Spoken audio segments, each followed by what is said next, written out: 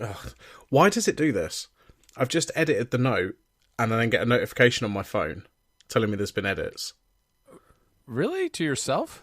It's me editing the note. I get this every single Oh, time. I don't think I get that.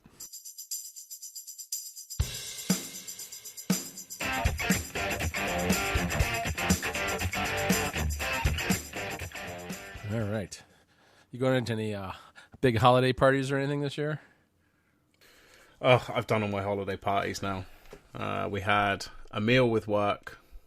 Then I had this meetups Christmas party. Uh-huh. And then last week we went to the beer festival. Oh, nice. Which is where I bought all the cheese. Oh, all right. The Captain Crunch cheese. Yeah, exactly. Yeah, it was the beer festival, but they had like a local cheese maker. Oh. Is that what they call it? A dairy farm? I don't know.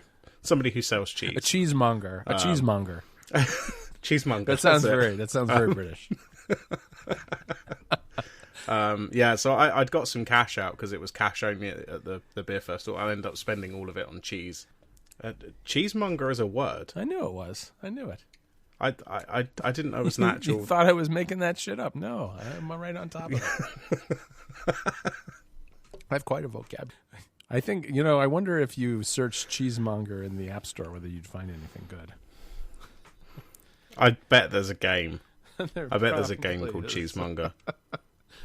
I'm looking now.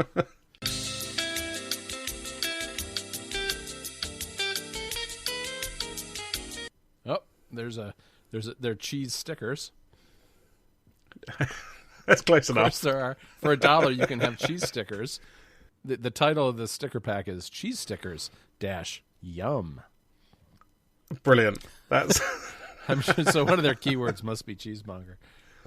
I look forward to seeing cheese stickers in the Mac Stories Weekly. Yeah, we might end up there. All right, so their screenshots are great. They're those kind where you have a hand holding a phone, and the first one is share with friends, show who is the true monger.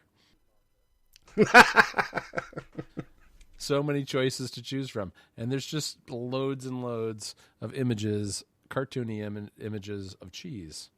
Should we get into our... I guess it's the annual tradition now of doing our favourite things of the previous 12 months. Yeah, let's do it because I've got opinions. Oh, that's what we're here for, isn't it? We are. We're here to tell people what to do and what to buy. Exactly. So I guess you can just go and then I'll go and we'll just go back and forth until we've kind of run out of things. Yeah, what categories should we start with? Let's go for movies. That's how I've got it written down in my list. All right. This is a tough one. I would say first of all, I will start with not my favorite movie, but the most terrifying movie I've seen in a long time, which was It. It was a good movie. It was well done, but it freaked me out, and I saw it late at night and had a very hard time falling asleep afterwards. And I took my youngest son with me, who was the one who convinced me to go, and afterwards he said, maybe we shouldn't have seen that. It was a bad choice. No, it was a good movie, but it's not my favorite. I think my favorite is Spider-Man, the latest Spider-Man movie. Okay. I really like Spider-Man a lot. And I was going to maybe say The Last Jedi because I just saw it last night. But don't talk about it because I don't want people screaming at us Yeah, about no, I'm not going to talk about spoilers. it. And I'm not, I've obviously let on that I liked it.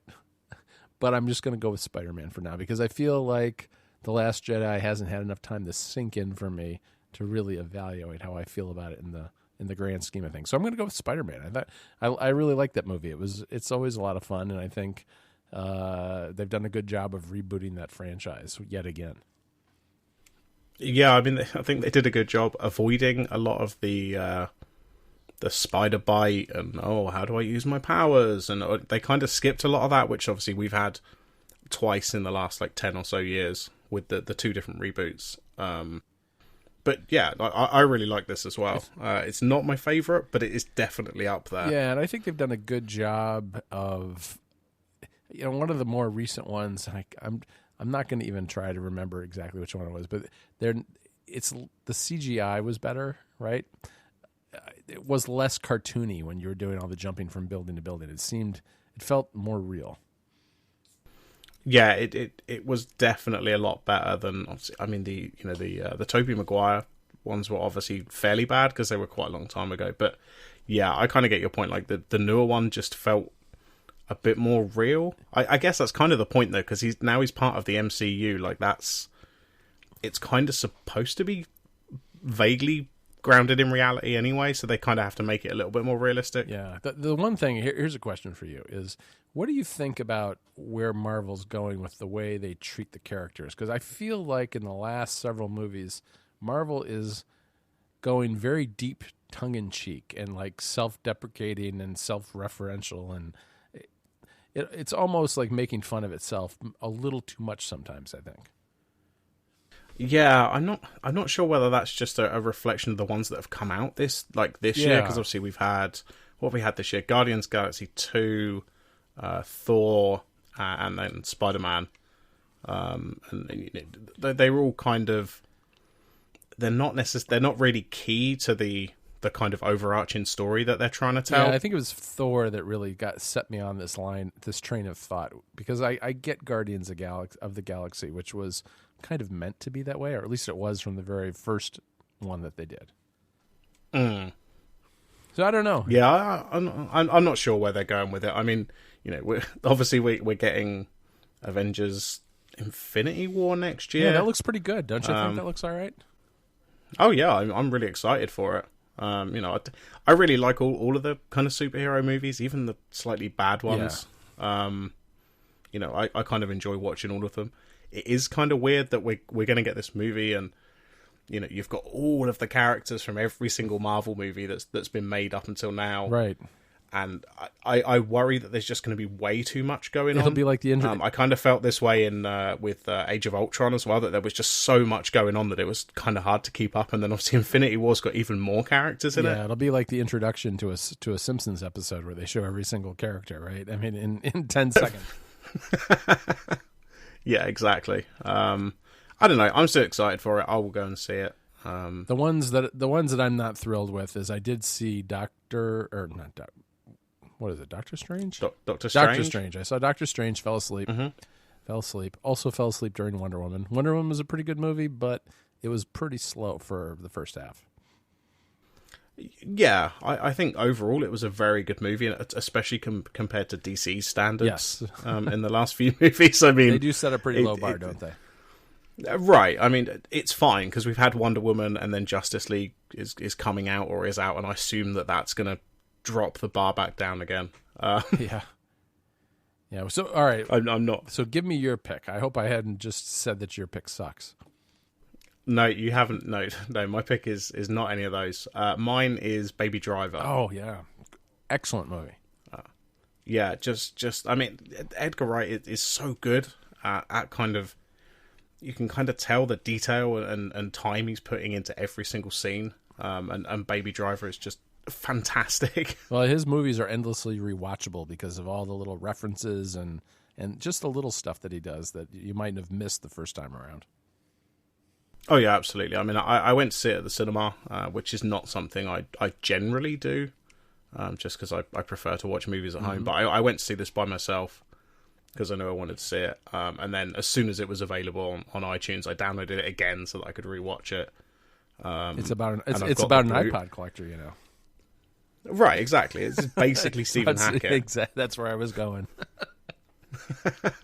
Yes. Yeah, and I've got the Blu-ray coming as well, so I can watch all of the director's commentary and all the extras and outtakes and stuff like that, because it's just such a good movie. Yeah, it was cool to see Edgar Wright going in a different direction too, because it is very different from things like Shaun of the Dead or some of his other movies. Yeah, it's kind of amazing to me that he's only directed like 5 movies. I know. It's over a pretty long period of time too. Oh yeah, I mean, obviously, he does like writing and stuff. So he was doing some of the writing for Ant-Man, and then that all went downhill. Or was he directing? I can't remember. He's obviously involved in other stuff as well. But yeah, it's kind of crazy that like this is his only his like fifth or sixth film that he's actually directed himself. All right, so why don't we move on to the next category? What do you have next for us, Rob? Yeah, so let's go for games this time. I'll go first this time because you went first last time. Right. See, there's a couple of games that are kind of the obvious choices, which possibly might be one of yours. But for me, like my favorite game this year has been Horizon Zero Dawn. Mm-hmm. That's a great game. Yeah, I mean, I probably poured more time into this game than any game I've ever played. I think I maybe spent 70 or 80 hours playing the full story. Yeah. Which, is way more than I think they expect you to play. But I was kind of just so interested in doing every single side mission and exploring everywhere and stuff like that. And I'm sure there's still stuff that I haven't found yet. I don't want to cause you to spend money, but... I don't need much of an excuse to spend money, as you well know.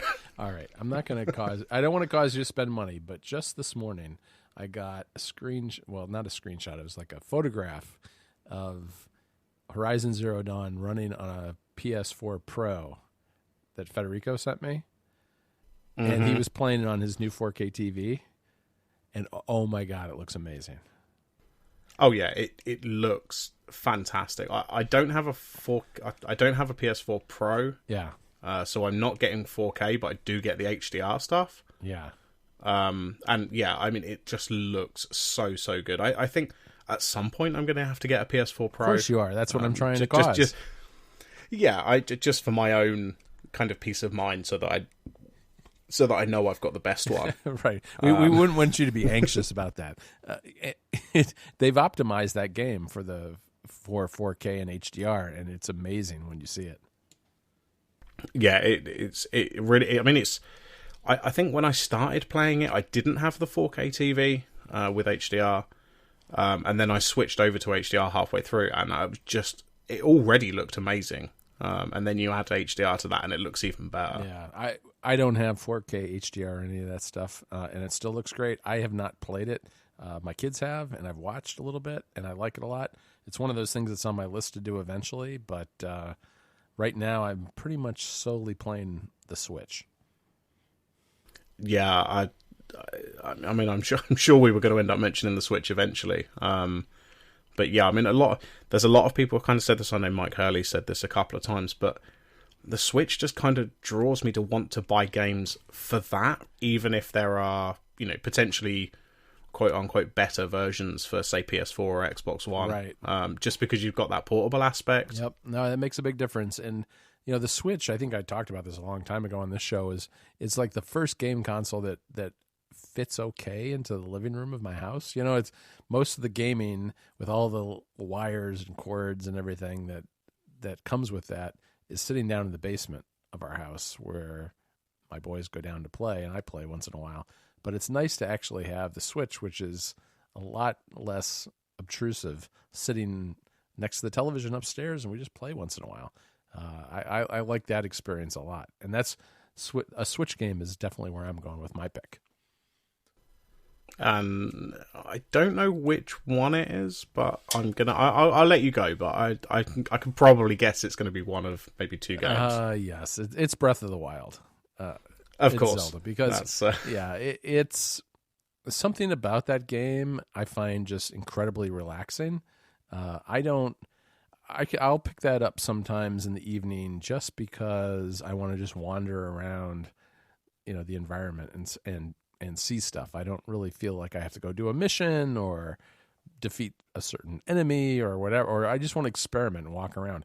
And that's a lot of fun. And it's been the game that I've been going back to over and over again ever since it's been released. Yeah, I mean, it's been an amazing year for the Switch in general. They've sold something like 7 million units.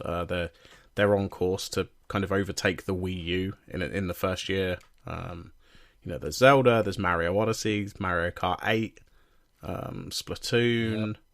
Mario Rabbids. There's a bunch of games, and the amount of indie games on the Switch as well. Yeah. I've been playing Golf Story this week, which is a lot of fun. It's only like £10 or something.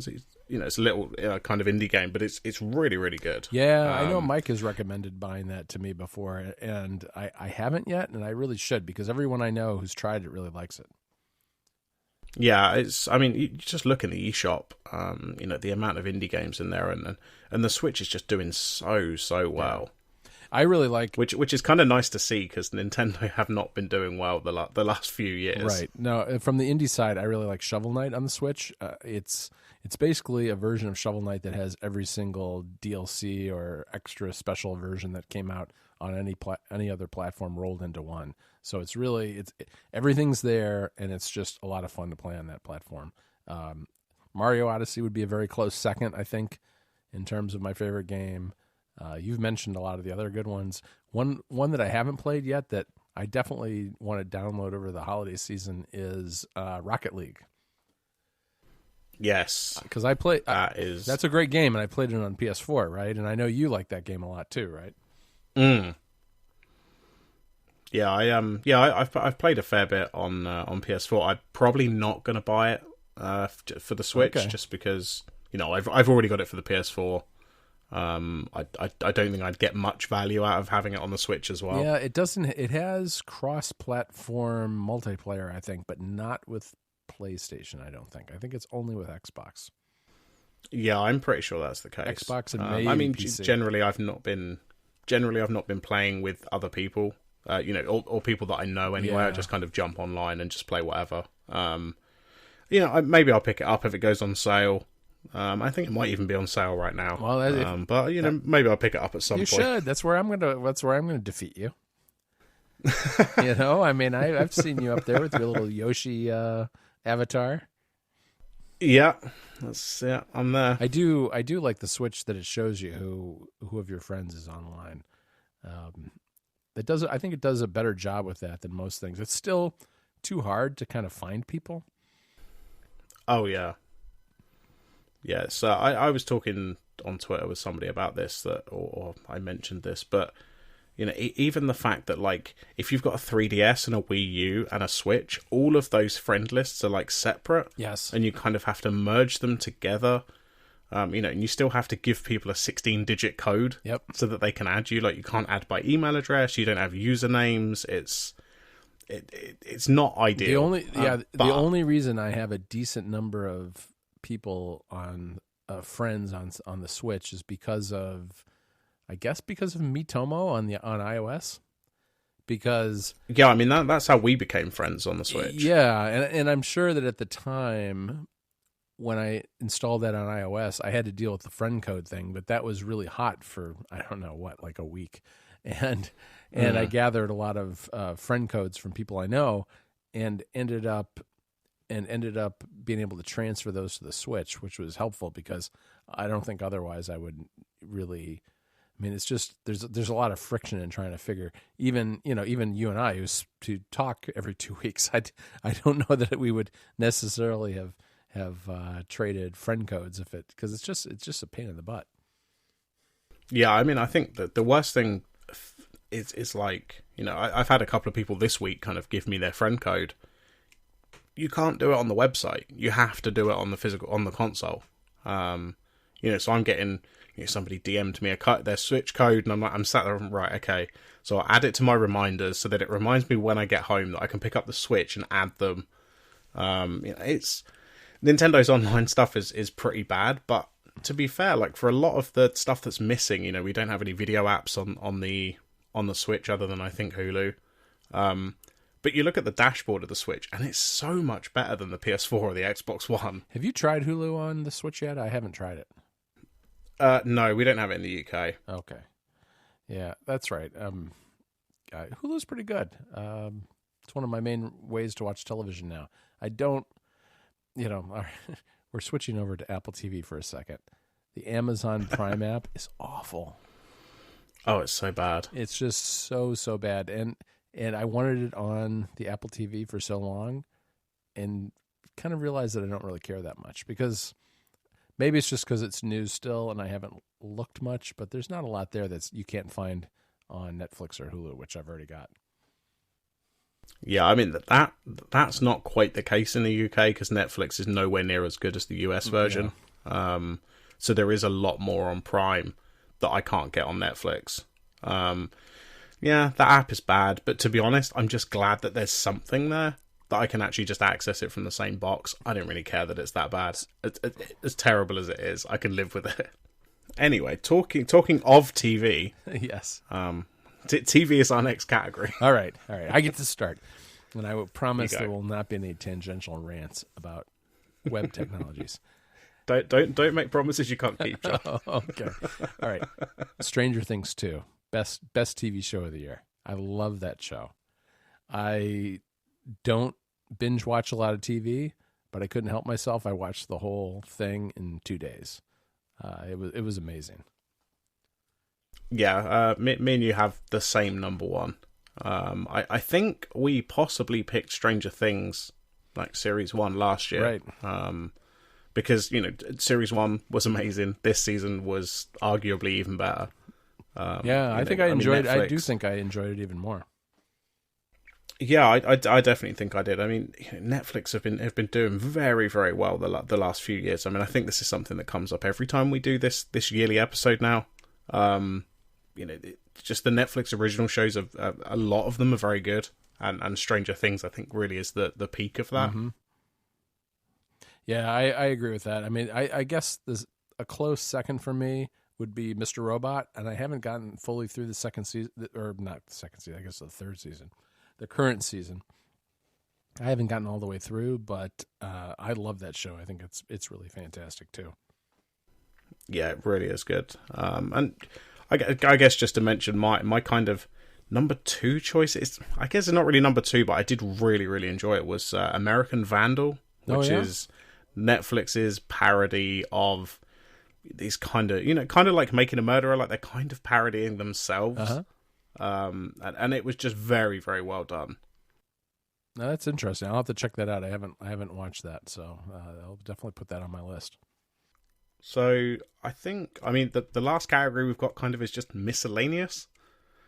I don't think we have any specific categories. I think it's fairly obvious from what we've talked about, in the last 20 minutes, that I think the Switch is definitely up there for both of us. Yeah, in terms of like hardware and gadgets, that would be right there along with the iPhone 10 for me. And yeah, I couldn't agree more. Yeah, I mean, the iPhone 10 is kind of a. I recently put a case on my iPhone 10, and I think I'm going to get rid of it before Christmas. It's because it makes it feel bulkier, thicker, and not as special. But when you have it with just the glass back and the glass front and the Face ID, it feels like you're using something from the future. And it's a feeling that doesn't really go away very quickly.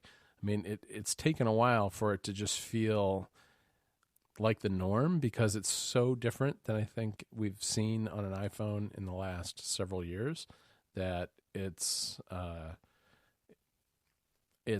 really set the bar at a whole different level, at least for Apple. I mean, I know that there's a lot of stuff in here that has been done before in some way or another, whether it's Face ID or a buttonless system or that kind of thing, but the integration and the coordination between the different pieces and the software and the hardware is really brings it together in a way that is unique for a device, I think. Yeah, absolutely. I mean, I don't have one because I opted to just go for the 8 Plus. Right. But I've had to play around with one a couple of times, and yeah, I mean, it's just a very interesting device. Like you say, it feels very futuristic because it's kind of such a big leap from what we've seen from iPhones for the last 10 years. I'm excited to get one. I'll get one next year. Whether I get this year's model or I get whatever the new model is next year. But yeah, it's Animoji karaoke seems to have died down quite quickly. I think people are bored of that now. Yeah, it has. It has. And I use Animoji, but I don't use them. It's not like I thought I thought I'd use them more often than I do. I use them a lot when I first got the phone, and it's quieted down, but they are kind of fun once in a while. Cool. Unless there was anything else you wanted to mention, for me on my list, it's pretty much just the Switch. in the kind of miscellaneous category. Yeah, I guess I'll mention just one other thing, which is the SNES Classic Mini, because I have it sitting here. One of the things I did recently is I bought myself a fancy new 4K 27-inch LG monitor for my MacBook, and it's got 2 HDMI ports and DVI, and so one of the HDMIs is hooked up to the SNES, and I love it. Yeah, I mean, it's... I did nearly buy one the other day. Amazon UK got some in stock. And then I kind of stopped myself because, I've emulated these games in the past and just kind of played them there. I couldn't quite justify the money to buy it. But, they're very interesting. I'm hoping they do some more. Maybe an N64 one in a couple of years would be really nice. I'd definitely be all over that. Yeah, I would love to have the N64.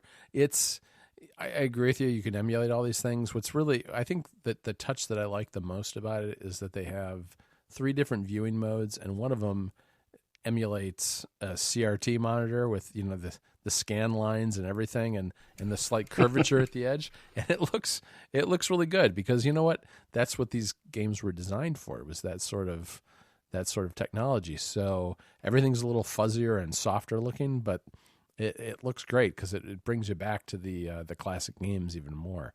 I don't know. I haven't played it a ton yet, but it's sitting here right on top of my USB preamp for my mic, which is nice because that's break time. I get to switch over to the HDMI on my display and play a little F-Zero or Super Mario. Cool. I think that's probably it. Yeah, I think so. This is our end of the year show. We are done for another year. We are. And you know what? We've timed it perfectly because next week is the week between Christmas and New Year's. And we'll be back, I guess, recording on, I want to say, the 3rd of January, which is good. Yeah. Good timing, right? Oh, absolutely. All right. Cool. All right. Well, yeah, I guess show notes will be ruminatepodcast.com/ I have no idea what number this episode is. Neither do I. Just go to ruminatepodcast.com. Yeah, you'll find it. It's pretty easy to find.